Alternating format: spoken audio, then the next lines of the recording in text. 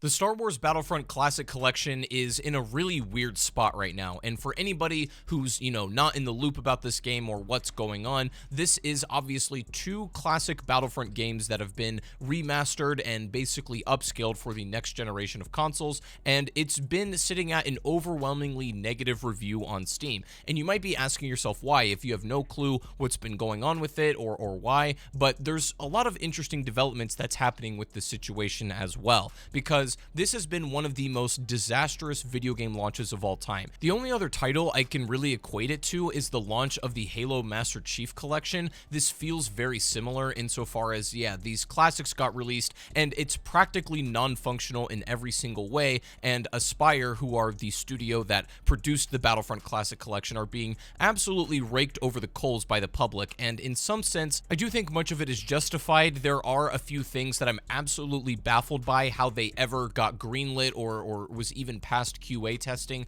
I have no idea how some of this stuff worked. But the main problem people have with the Battlefront Classic Collection, for the most part, is the fact that the multiplayer just simply does not work. There's a myriad of other technical issues, textures not loading in properly, glitches within the game itself, and apparently the game on PC is in a far worse state than it is on any console version. I've been playing mostly on PlayStation 5, so while a lot of the problems I've not faced myself, to some degree I have experienced my fair share of bugs and hitches in the game and just things that really don't function properly, but for the most part, everything outside of the multiplayer seems to be relatively intact. Now, with that being said, the Battlefront Classic drama goes a bit deeper than you might be expecting, because not only is the multiplayer not really working, although they have released a day one patch that's about 17 gigs, and it's done a lot for the quality of the game, admittedly, and it's made the multiplayer a lot more functional than it was on day one. I believe the problem is Aspyr is now fighting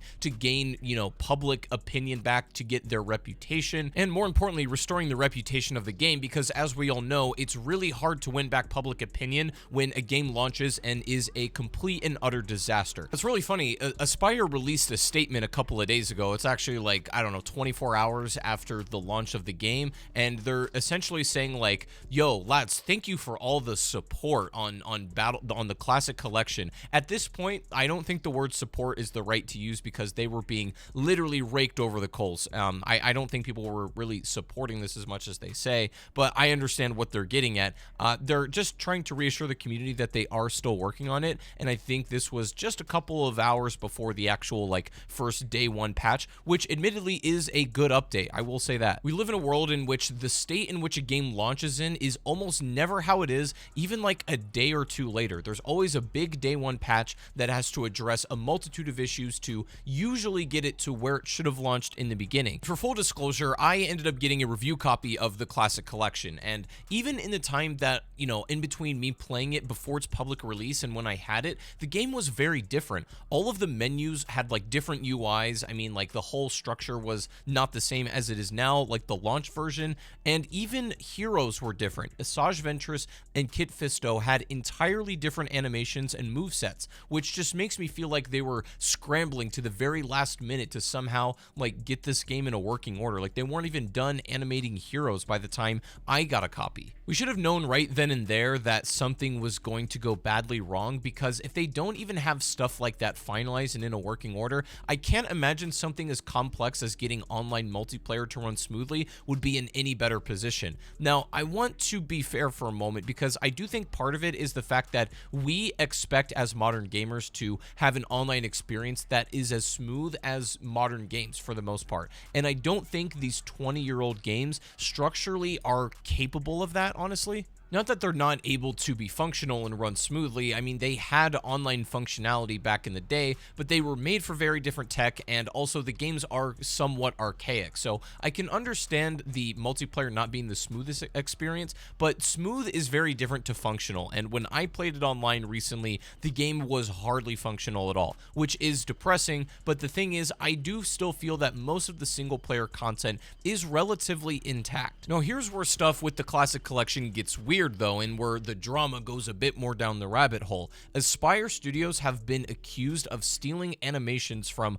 high-profile modders in the Battlefront community, most in particular Asajj Ventress and really Kit Fisto. And the thing is, these modders completely made all of these animations and movesets, and Aspyr basically just lifted them without any compensation or credit to the modders. Now, I understand it'd probably be hard to credit like modders in the official version of the game itself, but even just compensating them for their work would have been something, but it doesn't seem that like that was the case, and they're definitely under fire about that. It appears that there was no effort on Aspyr's end to even, reach out to these modders and contact them or even compensate them or just work out some kind of deal that is agreeable for both parties so that everybody gets what they want. There was no kind of negotiation or compromise at all, and that makes Aspyr look really bad. I totally agree with that. And that's the thing is, Aspyr, when looked at its worst, you could say the Battlefront Classic collection is recycling an old game through AI upscaling, which they didn't really even do much work themselves. The multiplayer is non-functional, and they have stolen animations. If you want to look at the Classic collection in the worst light possible, this is it. It's basically a rehashed game with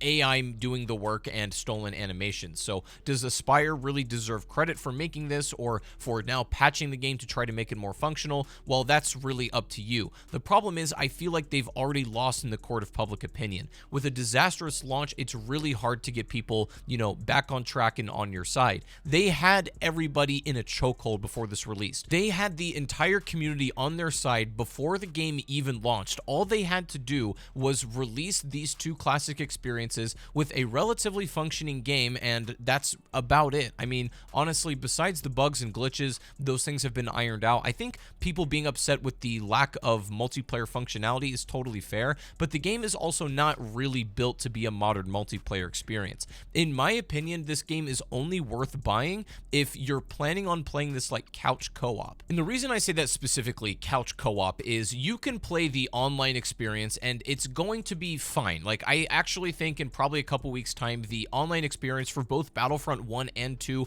will be okay. They've already addressed a lot of the issues like not being able to invert flight controls and stuff like that. Many of these things that, should have been just givens for the launch. I'm not saying the online experience is going to be equivalent to a modern game. I still think it's going to feel and play very archaic no matter what they do to it, just because these games are so damn old. But the reason I say I only recommend for couch co-op, playing a console couch co-op with a game that looks nice like this is going to be much better than trying to, co-op it on PC. But that's the thing, if you're just wanting to play it by yourself or do some, do the online experience or play the campaigns even, you can buy the classic Battlefront games on PC for cheaper than what the Classic collection is. You can get the originals on Steam for like $5 to $10, and that is way better than the $30 that you'll need to spend to get the Classic collection at this point. But if you're really looking to only play like the multiplayer experience and you're not super interested in like the single player content, the campaigns, or like Galactic Conquest all that much, then I don't really think this is going to be worth your time.